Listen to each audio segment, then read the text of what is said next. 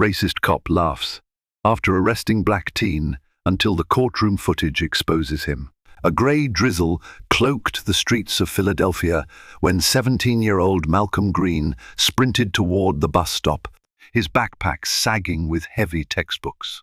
He never imagined that a simple dash through the rain would change his life. The moment the police cruiser rounded the corner, its lights reflecting like grim confetti on the wet pavement, Malcolm felt a jolt of dread. Officer Darren Willis emerged, a cynical grin twisting his lips. Within minutes, the teen found himself cuffed, humiliated, and tossed in the back seat of a squad car, while the cops' taunting laughter echoed off the concrete. Little did they both know, hidden cameras would soon reveal a deep injustice that no one could ignore.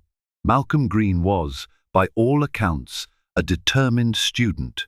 A junior at Franklin High School, he juggled rigorous AP classes with part-time hours at a local grocery store. Raised by a single mother, LaToya Green, who worked 2 jobs, Malcolm understood the value of discipline and grit. He planned to attend Temple University someday, hoping to major in mechanical engineering. Each day, he followed a tight schedule, classes, after-school study sessions, then a bus ride to the grocery store for his shift. The routine rarely varied. That early evening, though, a dull sheet of rain blanketed Philadelphia. Grey clouds hung low, turning the city's streets into a shimmering maze of puddles. Malcolm's last tutoring session ran late, so he dashed out of Franklin High with only minutes to spare before the bus arrived. If he missed it, he'd be late for work, and it was his 3rd warning from the store manager for tardiness. That small detail was enough to make him bolt down Walnut Street, his worn sneakers splashing water across the sidewalk. Despite the grim weather, Malcolm felt a strange thrill in the run. Something about the damp air and the adrenaline rush of racing time. He clutched his backpack straps and pushed on, heart hammering. He could already see the bus stop's small canopy in the distance, a flickering street lamp above it. I might make it, he thought, breath ragged. But life had other plans. Abruptly, red and blue lights strobed at the end of the block. A Philadelphia police cruiser swung into view, splashing water as it screeched to the curb. Uncertain if the officers were responding to an emergency or if they noticed him running, Malcolm slowed his pace. The rational part of his mind told him to keep going. He hadn't done anything wrong. Yet a chill pricked his gut. He'd heard stories of innocent people stopped under flimsy pretenses. Sure enough, the cruiser's passenger window rolled down and a stern voice barked, "Hey, kid! Stop right there."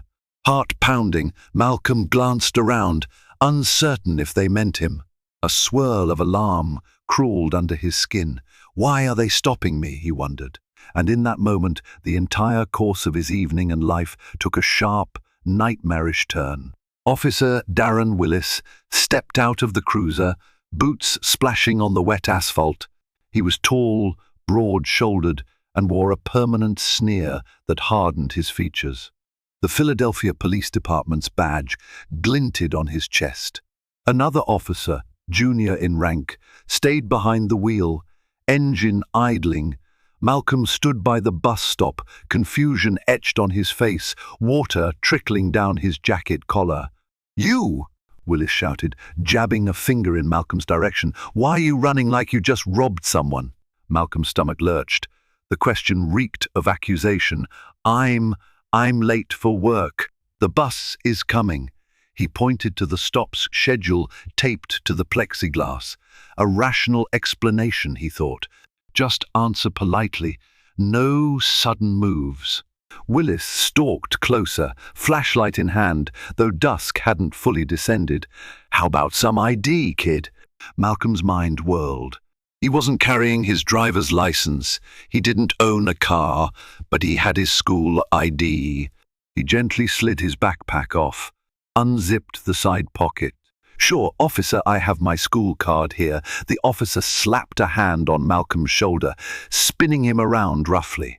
Malcolm nearly lost his footing on the slick concrete. "What's in the bag?" Willis demanded. "I see you rummaging. You hiding something?" "No, it's just my books," Malcolm stammered, heart clenching. "I told you, I'm a student at Franklin High." The second officer peered through the cruiser's open window, but said nothing. The tension in the air felt thick, precarious. Malcolm realized passers-by were giving wide berth, eyes down, afraid to intervene. Without warning, Willis snatched the backpack, rummaging through it. Textbooks, a half-eaten granola bar, and a water bottle tumbled onto the sidewalk. "Nothing but junk," the officer grunted, tossing the bag aside. Malcolm fought the urge to protest. Fear pressed in. What if this escalated? Willis then began patting Malcolm down, ignoring the teen's shaky attempts to explain he was innocent. "Let's see if you're clean," the cop muttered, searching pockets. The entire fiasco felt surreal.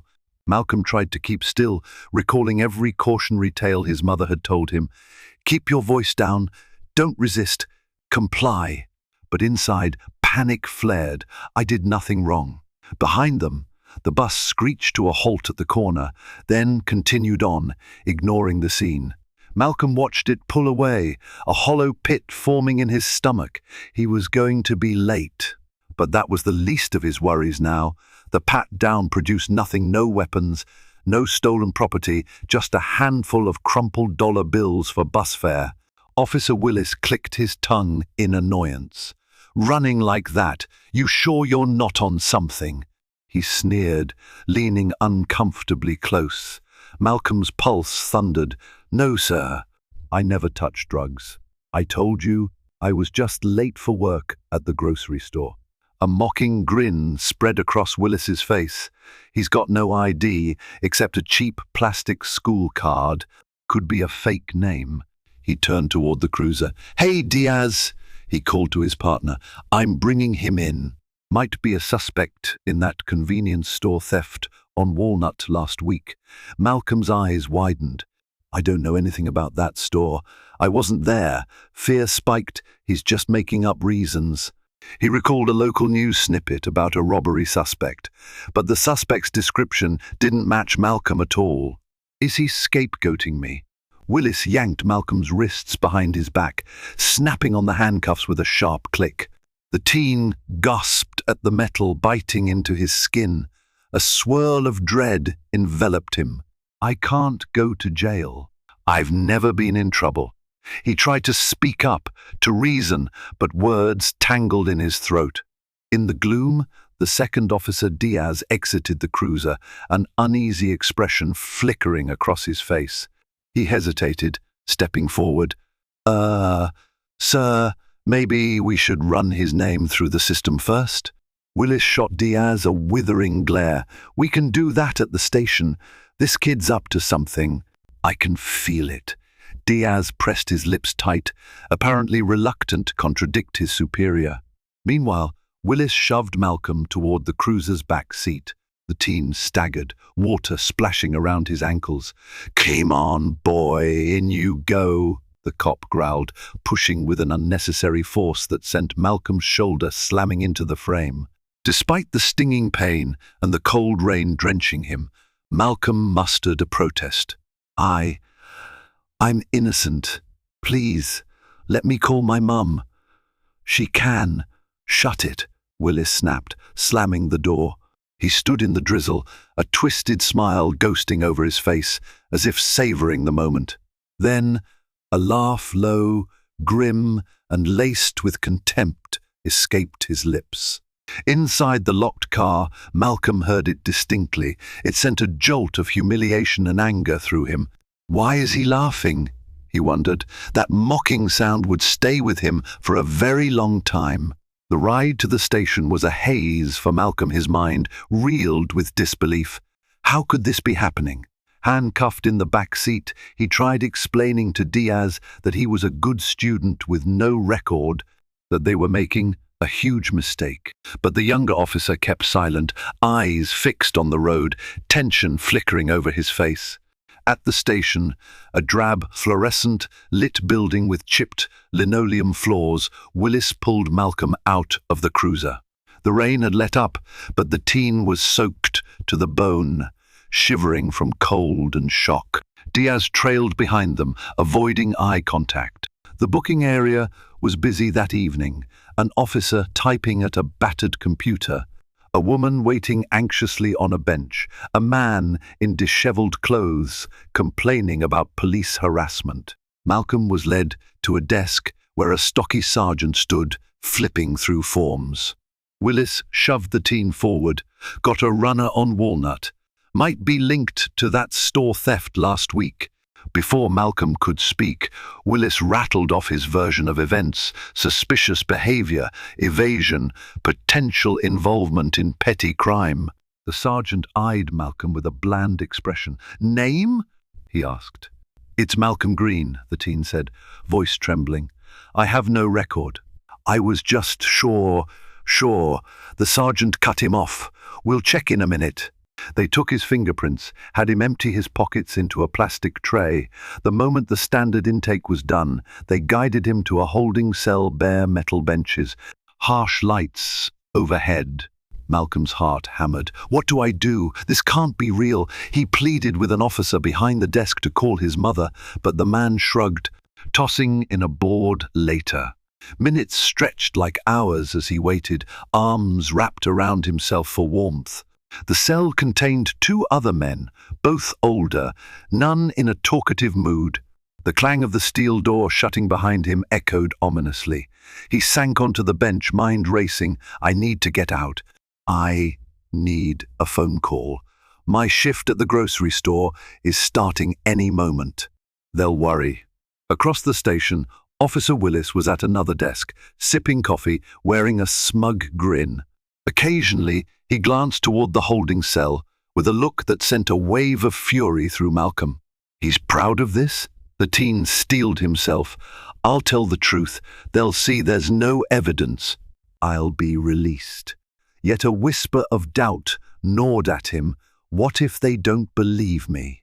Back at the Green household, a modest 2-bedroom apartment in North Philly, Latoya. Green was washing dishes when she glanced at the clock and frowned. Malcolm was supposed to call her or text when he arrived at work, just to let her know he was safe. He always did so promptly, never wanting to add worry to his mother's already heavy load. Tonight, however, the phone remained silent. A growing disquiet took root. Latoya dried her hands and tried calling Malcolm's cell. It rang out no answer. She tapped out a quick text, "All good, baby," but received no reply. With each passing minute, her anxiety spiked. Could he have missed the bus and decided to walk? Maybe his battery died. She tried the grocery store's main line. The manager who picked up said Malcolm hadn't shown for his shift yet. That was uncharacteristic for her son. Worry escalated into alarm. Latoya recalled the stories of kids profiled, or worse, in the city's under-policed corners. Malcolm was a diligent kid, but the world didn't always see beyond skin color or assumptions. She tried calling again, this time leaving a voicemail urging him to call her back immediately. No response. After a few more minutes of pacing, she grabbed her coat and keys. There was no car. Latoya used buses, or borrowed from a friend occasionally, but tonight she decided to walk to the bus stop where Malcolm usually transferred. The damp sidewalks glistened under streetlights, the echoes of distant sirens humming in the night air. She questioned a passing neighbor, Miss Jenkins, who sometimes caught the same route. No, Jenkins hadn't seen Malcolm. Latoya's stomach knotted with fear. He always calls, always. She dialed the city's non-emergency police line, explaining her son was missing, but the dispatcher was unhelpful, stating that they typically wait 24 hours before treating an adult or near adult as missing. He's 17, Latoya insisted. "This is out of character. Please can you check if he's been admitted to a hospital or arrested?" The dispatcher asked for the teen's name, promised to see if anything popped in the system. Latoya clutched the phone, breath held. After a brief pause, the dispatcher said, "There's no information at the moment, ma'am. Sorry." The line clicked off. Outside, the night felt colder, heavier. Latoya's heart pounded as she wondered where her son was, clinging to the hope that maybe it was just a phone malfunction. But if he's not at work, not anywhere, oh God, let him be safe. The silent city offered no answers. At the precinct, Malcolm dozed fitfully on the cell's hard bench, jolting awake whenever footsteps echoed nearby. Finally, after midnight, an officer approached the bars and motioned for him to come out.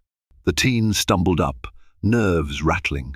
He was escorted into a small interrogation room with dull walls, a single fluorescent flickering overhead. Seated at a battered metal table was a detective, mid-40s, hair graying at the temples. Officer Willis stood off to the side, arms folded, wearing that same smirk. The detective introduced himself as Detective Eric Callahan. He didn't have the abrasive demeanor of Willis, but he radiated skepticism. "All right, Malcolm," Callahan began, flipping through a file. "You've been booked for suspicion of petty theft and resisting arrest." He scanned the pages. "And possibly loitering with intent. The convenience store owner's pressing charges, claiming you match the suspect's description from last week." Malcolm's eyes flared. "What? That's not true. I've never stolen from anywhere. I wasn't even near that store last week. I was at school or home or work." Emotions churned: fear, anger, disbelief. Willis snorted from the corner. "Sure, kid." That store had a witness describe a skinny teenage boy in a dark hoodie. "You're a skinny teenage boy in a dark hoodie. Case closed." "Plenty of kids wear dark hoodies," Malcolm shot back, voice wavering with frustration. He turned to the detective, trying to remain calm. "Check any security footage. I have an alibi. I work at the grocery store on 22nd Street. I have shift records. My manager can confirm." Callahan leaned forward, expression guarded. "We'll be verifying that. If your story checks out, you might be out soon. But if you're lying..." He left the threat hanging. Malcolm swallowed hard, desperation seizing him. "I'm not lying." He glanced at Willis, who smirked openly, as if enjoying the teen's distress. For a flicker of a second, Malcolm recalled the policeman's low laugh outside the cruiser, that hateful noise that suggested he viewed this entire fiasco as some twisted game. "All right," Callahan said. "We'll see." He scribbled a note. "You'll likely have to appear in front of a judge in the morning. Until then, you're staying here." Malcolm felt the crushing weight of injustice.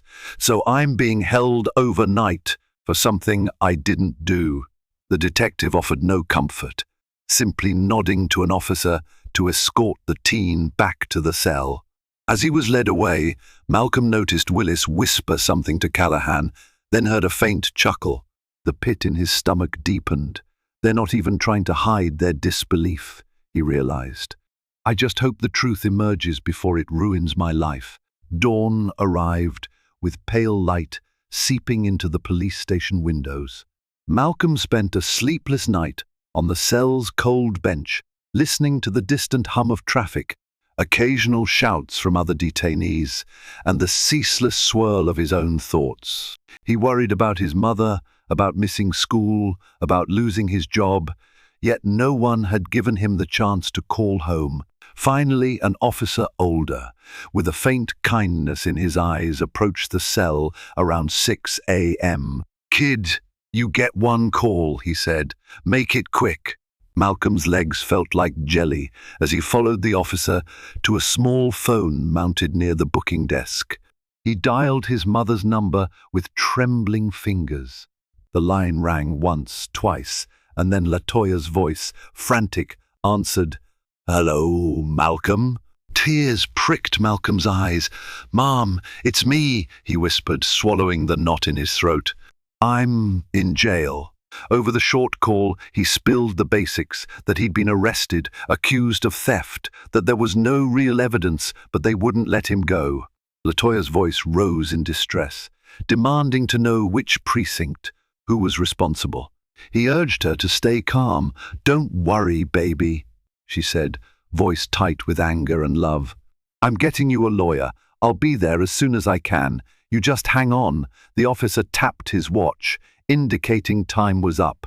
Malcolm exhaled. "Mom, they're giving me a hearing soon. Please hurry." The line clicked. He had never felt more terrified and relieved, simultaneously terrified at the unknown. Relieved that at least his mother knew. Back in the cell, Malcolm forced himself to breathe. "Mom will fix this," he told himself. She was fierce and unstoppable when it came to defending her family. The thought offered a shred of hope in an otherwise bleak setting.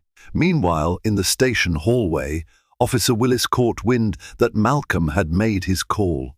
The policeman shook his head, grinning to a colleague. "Kid's mother can't do squat. We got a witness statement, and that's enough for an arrest. He's going down." He let out a short laugh. "Ain't no fancy lawyer gonna unravel that." If only he knew how swiftly the tides would change once the labyrinth of facts and overlooked cameras began to unravel the truth.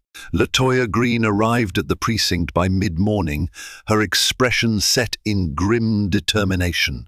She had tried calling local attorneys, but found most either unavailable or quoting fees beyond her reach. Eventually, she connected with an old friend from high school, Jessica Brown, who had become a public defender in the city. Jessica, juggling a heavy caseload, immediately agreed to assist. "I'll meet you there, LaToya," she promised. "We'll see if we can get Malcolm out on bail or dismissed entirely." Standing at the reception desk, LaToya demanded to see her son. The desk sergeant, the same who had processed Malcolm the previous night, politely explained he was scheduled for a bail hearing soon. "He'll be taken to municipal court, ma'am.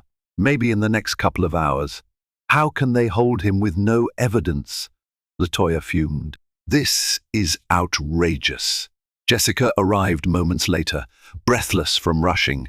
"Let's not cause a scene here," she whispered to LaToya. "We'll get more done in the courtroom with facts." She turned to the sergeant. "I'm representing Malcolm Green. Could we speak with him briefly before the hearing?" The sergeant grimaced, checking a computer screen. "Not sure if we can arrange that, but you can see him once they transport him to the courthouse." They had little choice but to wait. LaToya's heart pounded, fear mingling with fury. She recalled the nights she'd spent teaching Malcolm to avoid trouble. Always be polite. Keep your hands visible. Never give them a reason to suspect you. And yet, here they were. Jessica tried to reassure her, explaining legal procedures, but LaToya's mind wandered to the worst-case scenarios. Meanwhile, in a corner of the station, Officer Willis overheard the mention of a public defender. He snickered to Diaz. "A public defender? That's hardly top tier. We got a store clerk statement claiming the suspect was a black teenager, and the camera footage is fuzzy. The mother's just going to waste her breath." Diaz shifted uneasily, remembering how the arrest had gone down. "But, sir, we never saw the store's camera footage ourselves." "Maybe we should confirm." Willis cut him off with a dismissive wave. "Kid's guilty enough. Stop second-guessing. Let the judge handle it." He spoke with the air of a man who believed the outcome was already sealed, oblivious that every overconfident step was paving the way for a harsh reckoning. By noon, a police van transported Malcolm and several other detainees to the Philadelphia Municipal Court. Outside the historic stone building, throngs of family members and friends milled about, anxious for updates. LaToya and Jessica were among them, bracing themselves for the hearing. Inside, the corridors buzzed with an air of bureaucratic tension. Officials, lawyers, defendants, and relatives hustling from one cramped waiting room to another. Malcolm, wrists shackled, was led down a side hallway. When he glimpsed his mother and Jessica waiting, a rush of relief flooded him. He gave a small wave, and LaToya nodded, her resolve shining through worried eyes. They were brought into a small hearing room with wooden benches, a raised bench for the judge, and a podium for statements. A docket clerk called Malcolm's name. The teen stood by Jessica, trembling slightly. Seated at a table nearby was an assistant district attorney ADA flipping through files. Officer Willis entered the room, leaning back with a smug expression, ready to testify. The judge, an older woman with sharp features, scanned the file. Malcolm Green, charged with petty theft, resisting arrest. Officer Willis, you made the arrest? Willis strode to the podium, describing how he found Malcolm loitering suspiciously, then running, how the teen refused to cooperate. Malcolm's jaw clenched at each misrepresentation, but Jessica placed a calming hand on his shoulder. When the judge asked if there was conclusive evidence linking Malcolm to the store theft, the ADA admitted it was circumstantial. The store clerk identified the thief as a black teen wearing a hoodie, but the security footage is grainy. Jessica cleared her throat. Your Honor, my client is an honor student with no prior record. He was simply trying to catch a bus. The theft suspect's description is vague. Also, we have multiple witnesses who can confirm Malcolm's schedule that day. He was either in class or at home.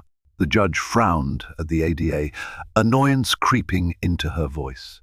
Is there any probable cause beyond a superficial match of clothing? Officer Willis interjected.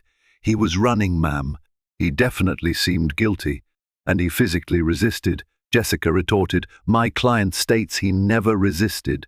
He was forcibly detained. If anything, it's an unlawful arrest. Her voice grew firm. We request immediate dismissal of these baseless charges, or at least that he be released on recognizance. The judge pursed her lips, deliberating. I want to see that store's camera footage, she said. We'll schedule a next hearing soon. For now, bail is set at a minimal amount. If that's posted, the defendant can go home pending trial. A wave of relief washed over LaToya. She could scrounge up the bail money, hopefully. But the judge's demand for footage hinted that the real truth might soon come to light, and in a very public manner. Within the hour, LaToya managed to scrape together the modest bail. Jessica handled the paperwork, ensuring Malcolm could walk out of the courthouse that same afternoon, instead of languishing in a cell. The teen emerged from the holding area, eyes weary, wrists still bearing faint red marks from the cuffs. His mother rushed forward to embrace him, tears glistening. He clung to her, relief mingling with the sting of humiliation. Jessica guided them outside, away from the press of the building's foyer. We'll need to gather evidence for the next hearing, she explained, her tone urgent yet reassuring. I'll subpoena your school attendance records, shift schedules from the grocery store, and any phone location data. That should prove you weren't near that convenience store. LaToya nodded, face set in determination. What about Officer Willis? He lied. He humiliated my son. There must be consequences. Jessica exhaled. First, let's clear Malcolm's name.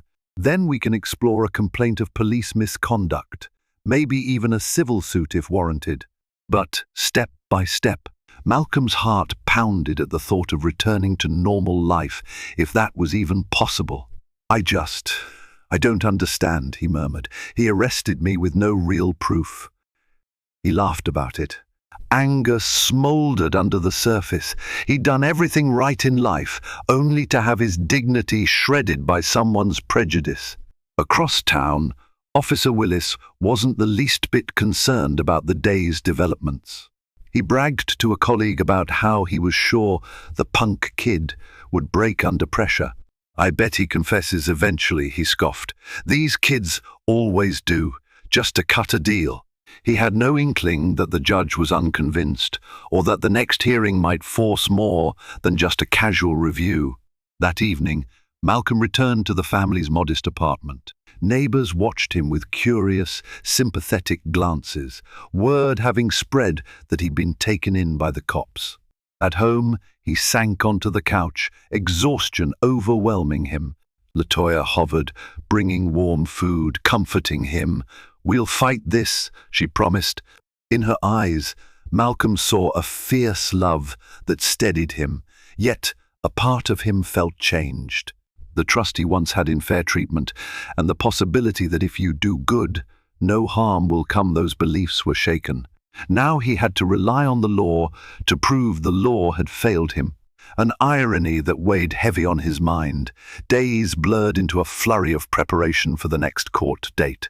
Jessica Brown worked tirelessly, contacting Franklin High's administrative office for Malcolm's attendance logs.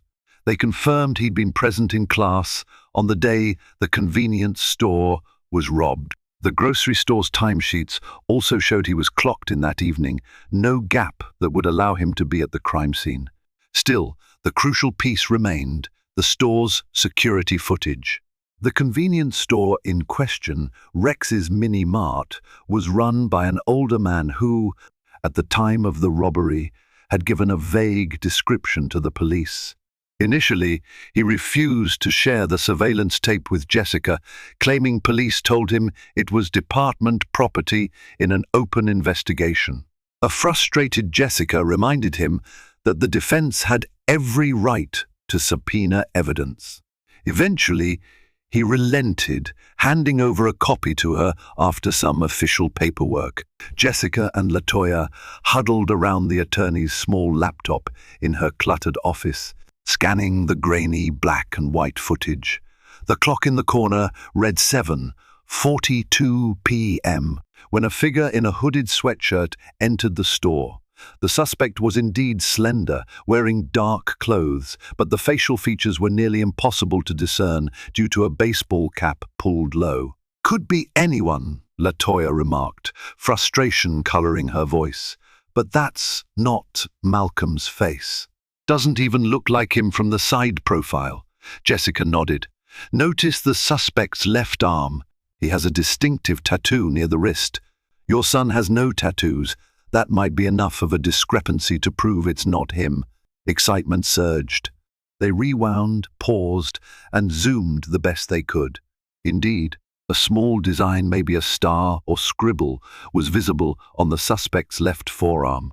A wave of relief swept over Latoya. "This can clear him," she thought. She texted Malcolm to update him, wanting her son to know they'd found a detail that might exonerate him. Meanwhile, unknown to them, Officer Willis had avoided thoroughly reviewing the footage. In his arrogance, he assumed a generic match was enough. He had no idea that a tiny, easily overlooked clue like a faint tattoo could unravel his entire case. Even so, the best was yet to come, for the real bombshell footage from another angle remained undisclosed, locked in a place Willis never expected. The next court hearing arrived with a buzz of anticipation. Latoya, Malcolm, and Jessica took their seats near the front. The judge, the same sharp-eyed woman, presided. The ADA from the previous session stood, accompanied by Officer Willis, who looked confident. Sergeant Diaz sat in the gallery, shifting uneasily. Jessica began by presenting the new evidence, Malcolm's rock-solid alibi and the convenience store footage showing the suspect's left forearm tattoo. "My client doesn't have any tattoos whatsoever," she declared. "Not on his arm, nowhere. He's also proven to be in class and at work that day. Clearly, the suspect is someone else." The judge peered at the images Jessica submitted. "ADA, do you have a response?" The ADA glanced at Willis, who muttered something under his breath. We have no direct evidence contradicting that," the prosecutor admitted. "Officer Willis claims the teen acted suspicious, but we have no definitive proof linking him to the store theft." The judge's brow furrowed. "Then why, officer, did you arrest him on suspicion? Was there any additional footage or statements from the store clerk explicitly identifying Malcolm as the thief?" Willis cleared his throat, face reddening slightly. The clerk said it was a black teen in a hoodie. He pointed to a yearbook photo of someone who looked like him, maybe. The clerk wasn't entirely sure, but it matched enough for probable cause. Skepticism flared in the judge's eyes. That's extremely thin. Did you even check the store's interior camera angles thoroughly? Any vantage that might show the suspect's face more clearly? The ADA coughed. We have the standard angle from behind the register, plus one from the side, but it's quite dark. Jessica seized this moment. Your Honor, we actually requested all camera angles from Rex's Minimart. They provided just one angle initially, but I have reason to believe there's a second angle that might show the suspect's face and possibly confirm the presence of a tattoo more clearly. We haven't seen it yet. A twinge of panic flickered over Willis's features. He shot the ADA a glare. The judge, sensing the tension, pressed, ADA, do you or the police department have that second angle's footage? The ADA fumbled in his briefcase, came up empty. Not with me. I wasn't aware it was distinct from the first. Then I order you to produce it, the judge said firmly. We're going to adjourn for a final hearing. Bring the second angle. If it conclusively shows that Mr. Green isn't the robber, I expect these charges to be dropped. Understood? Malcolm exhaled a shaky breath. A flicker of hope kindled in his chest. Maybe the system can be fair, he thought. Meanwhile, Officer Willis clenched his jaw. What if that second tape debunks everything? He thought, a hint of fear worming into his smug facade. Outside the courtroom, the ADA scolded Willis for not disclosing the second camera angle. If that footage shows a different suspect entirely, we'll have to drop the charges. Why didn't you mention it? Willis bristled. I didn't realize we needed it. The clerk told me the footage was unclear. Why waste time? The ADA shot him a cold look. You're treading on thin ice, officer. If it turns out you withheld exculpatory evidence, that's serious misconduct. With that warning, the ADA stormed off to contact the store clerk. Willis felt a pang of desperation. If they get that footage, I might look incompetent. Or worse, a wild idea flitted through his mind. What if the tape vanished? He quickly dismissed it.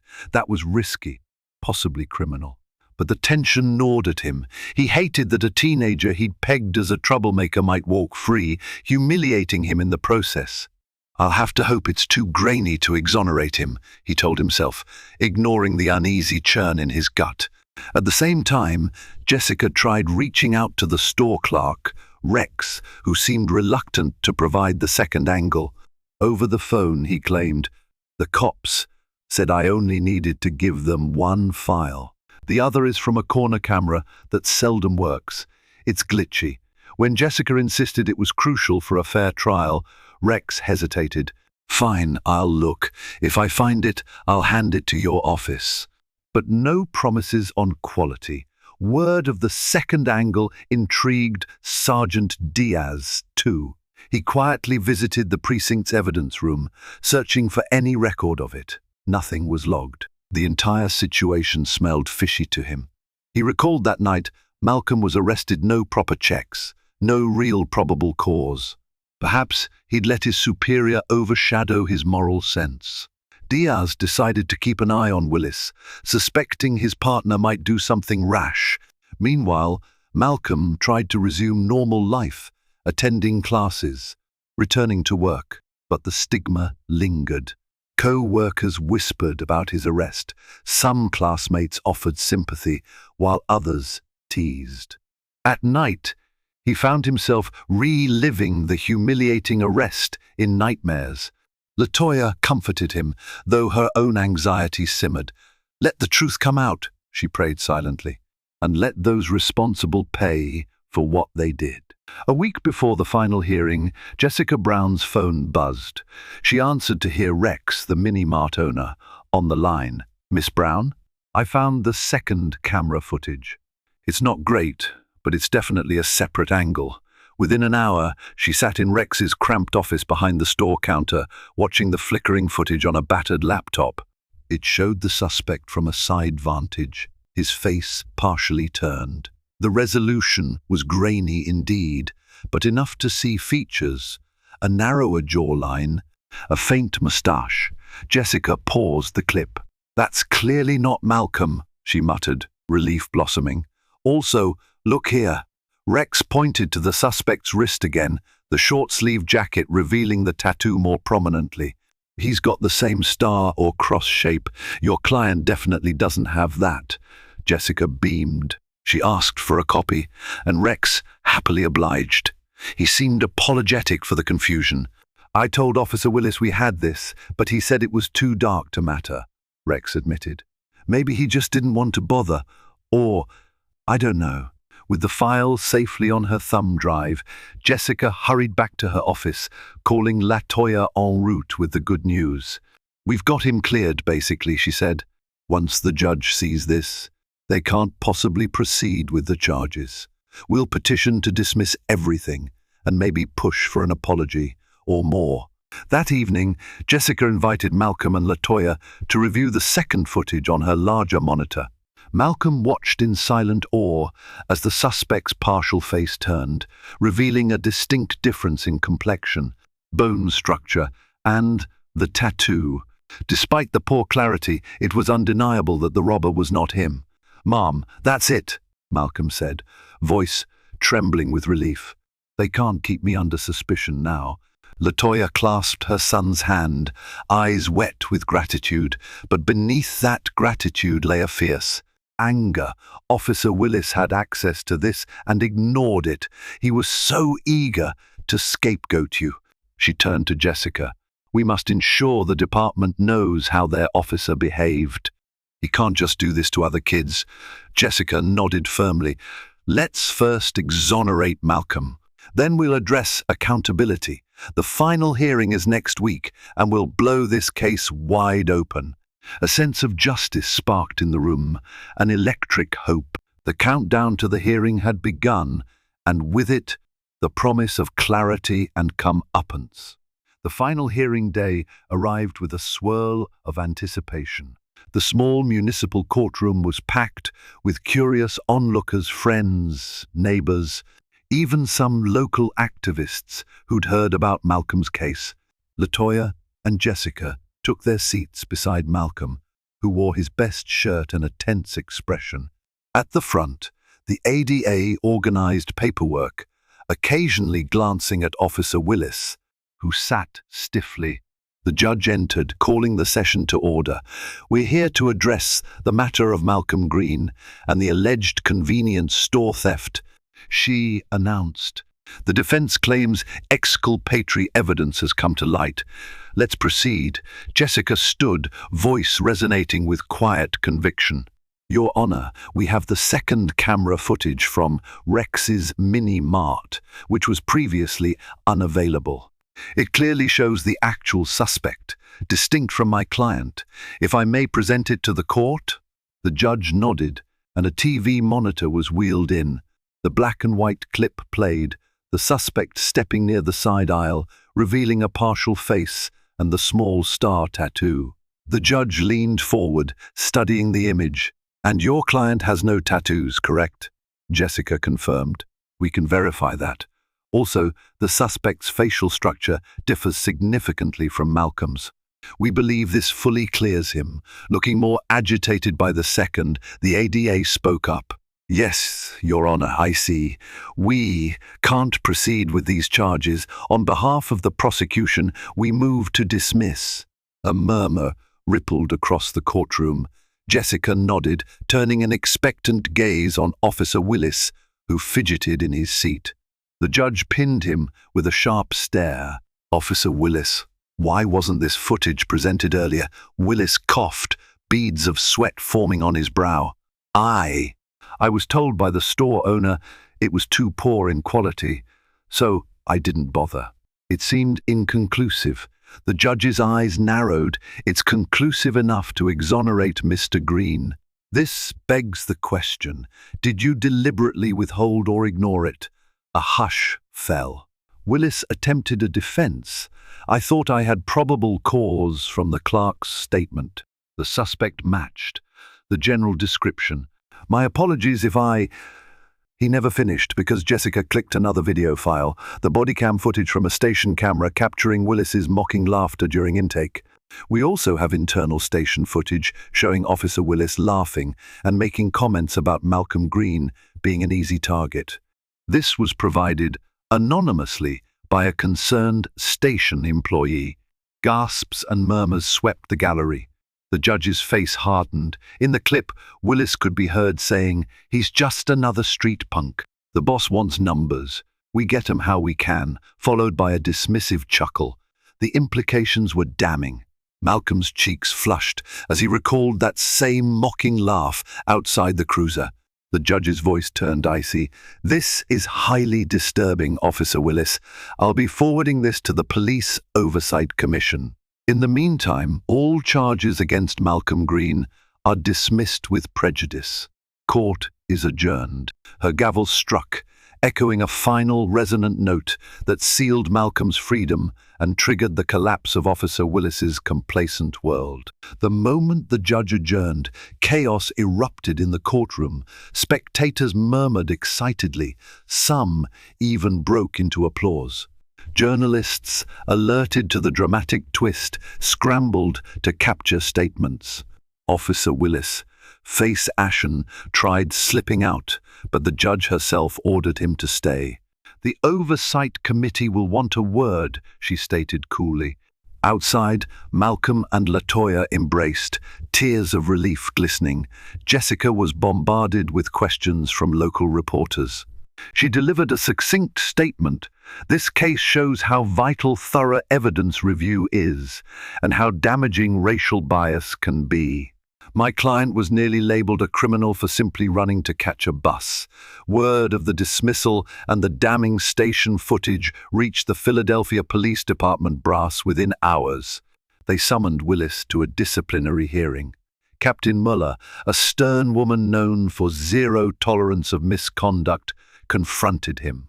"Officer Willis, ignoring exculpatory footage is bad enough, but your recorded remarks in the station indicate a prejudiced approach. This is unacceptable for the PPD." Willis attempted to defend himself. "I never meant to target him specifically. The clerk's description, You let your bias overshadow real policing," Captain Muller snapped. "You humiliated an innocent teen." She shook her head, disgust creasing her features. "We can't have that. You're on administrative leave pending investigation.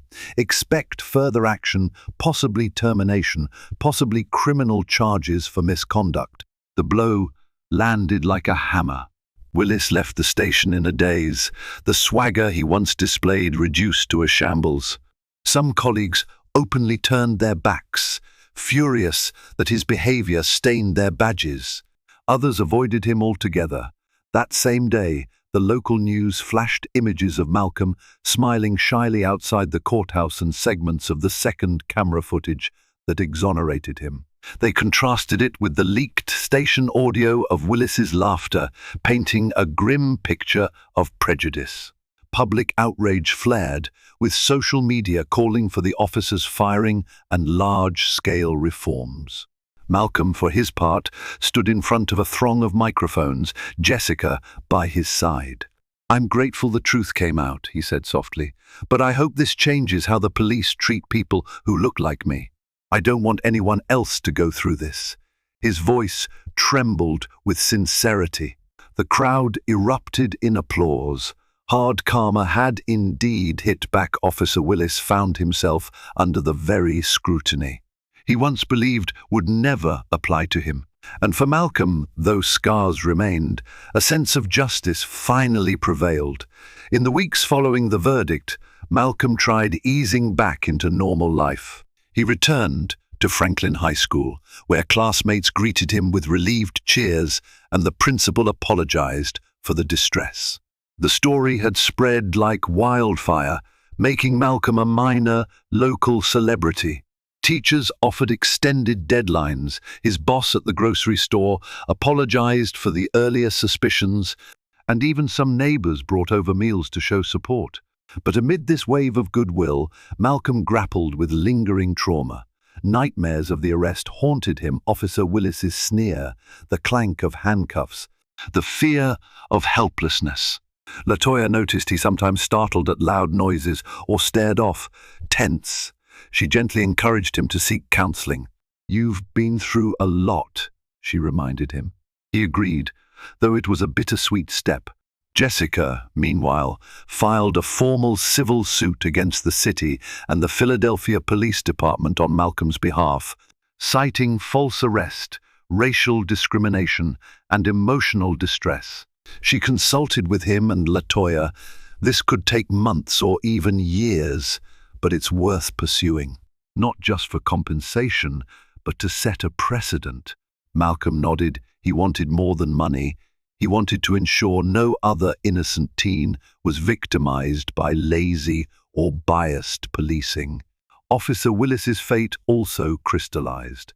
The PPD's internal affairs investigation concluded he had violated several policies, from failing to investigate exculpatory evidence to making racially charged comments. Under mounting public pressure, the department fired him. The district attorney's office mulled possible criminal charges, but even if they didn't pursue them, his career in law enforcement was likely over. He retreated from public view, disgraced. On a crisp morning, Malcolm sat on a park bench near the Schuylkill River, his hoodie pulled up against the breeze. He watched joggers pass by, free and unburdened. For a moment, he closed his eyes, remembering the swirl of sirens, the cell bars. A wave of relief coursed through him. He was free, and the world was full of possibilities again. He began to dream about the future, finishing high school with honors, applying to Temple University, maybe even volunteering in a youth advocacy group to help others who faced injustice. This ordeal had scarred him, yes, but it also ignited a deeper sense of purpose. He vowed never to forget that fleeting laugh from Officer Willis, the dismissive cruelty, and how the truth overcame it in the end. Months later, the civil suit settled with a financial award for Malcolm. The city admitted no official wrongdoing standard practice to avoid public relations nightmares, but the settlement was accompanied by a statement pledging new training reforms, body cam usage, and community outreach programs. While not a perfect admission, it was a tangible sign of progress. Malcolm used part of the settlement to secure a modest car for easier commute to school and his part-time job. He allocated the rest for future college expenses. Temple University was still his dream. Meanwhile, local activists rallied around his case, using it as a catalyst to demand more accountability from law enforcement. They held panel discussions, engaged with city council, and pressed for ongoing oversight of PPD procedures. Officer Willis faced his own private reckoning. Unemployed, shunned by some relatives who felt he tarnished the family name, he'd become a cautionary tale in local policing circles, a man undone by arrogance, prejudice, and negligence. Sergeant Diaz, no longer a partner, quietly cooperated with the Oversight Commission, revealing how Willis often cut corners. The department carried out a purge of sloppy or discriminatory behaviors, spurred by the public outcry. In time, Malcolm Green graduated from Franklin High with honors. On the ceremony day, he wore a bright smile as he marched across the stage, receiving his diploma. The crowd cheered his mother the loudest. After the ceremony, Jessica, who had become a close friend, patted his shoulder. "You made it, Mr. Graduate. The best is yet to come." Malcolm nodded, eyes shining with gratitude and a new sense of confidence. Yes, the best was yet to come. He had faced a moment that threatened to derail his life, overcame it through truth and perseverance, and emerged stronger. While he still carried emotional scars, he also found a mission to advocate for fairness and speak up for those too afraid to fight. "Maybe that's how I'll use my second chance," he mused. On a quiet Sunday morning, about a year after the arrest, Malcolm walked with Latoya through their neighborhood, the same place he once was snatched away under false allegations. He gazed at the sunrise cresting over Philadelphia's skyline. Life goes on, he thought, a calm sense of triumph settling in. For him, justice was served, and a future of boundless possibilities now stretched ahead, shining brighter than ever. Malcolm Green's ordeal shows how easily prejudice and careless policing can threaten an innocent life, but also how truth and perseverance can bring about real change. Though terrifying, his journey rallied community support, exposed a flawed system, and inspired new demands for transparency and accountability. For every Malcolm out there, there's a resilient spirit that refuses to be silenced or defined by injustice. If this dramatic story moved you, please take a moment to like, share, and subscribe to our channel. By amplifying voices like Malcolm's, we shine a light on the struggles and triumphs of those who dare to stand up for what's right.